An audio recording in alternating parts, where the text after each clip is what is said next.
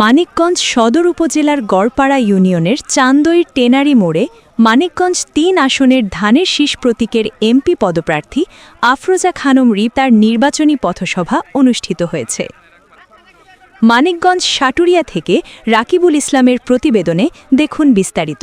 ক্যামেরায় ছিলেন মোহাম্মদ সাবিনুর।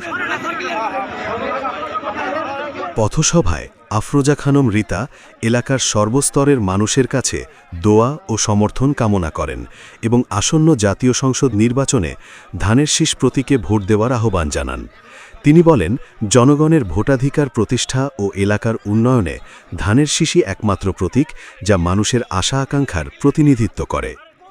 সভায় উপস্থিত ছিলেন মানিকগঞ্জ জেলা যুবদলের সাবেক সহসভাপতি ও মানিকগঞ্জ কাবুল স্মৃতি সংসদের সভাপতি মোহাম্মদ সাইফুল ইসলাম লিংকন, জেলা শ্রমিক ফেডারেশনের সভাপতি মোহাম্মদ আজিজ, যুবদল নেতা মোহাম্মদ ময়নাল হোসেন, শেখ নাসির খান সহ জেলা ও উপজেলা পর্যায়ের বিভিন্ন পর্যায়ের নেতৃবৃন্দ। বক্তারা বলেন, আফরোজা খানম রিতা একজন জনপ্রিয় ও জনবান্ধব প্রার্থী। তার নেতৃত্বে মানিকগঞ্জ ৩ আসনে উন্নয়ন, কর্মসংস্থান ও গণতন্ত্র প্রতিষ্ঠার নতুন দিগন্ত উন্মোচিত হবে বলে তারা আশাবাদ ব্যক্ত করেন। পথসভায় স্থানীয় বিভিন্ন শ্রেণী পেশার মানুষ স্বতঃস্ফূর্তভাবে অংশগ্রহণ করেন। এ সময় ধানের শীষ প্রতীকের পক্ষে স্লোগান, লিফলেট বিতরণ ও গণসংযোগ কার্যক্রম পরিচালনা করা হয়।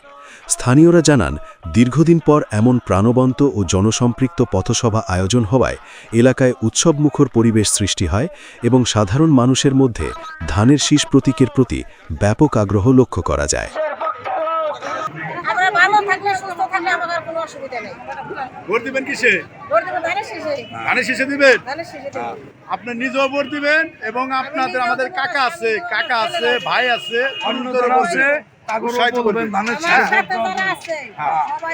তো দিবেনই, আর অন্য যারা আছে নাকি তাকেও বলবেন।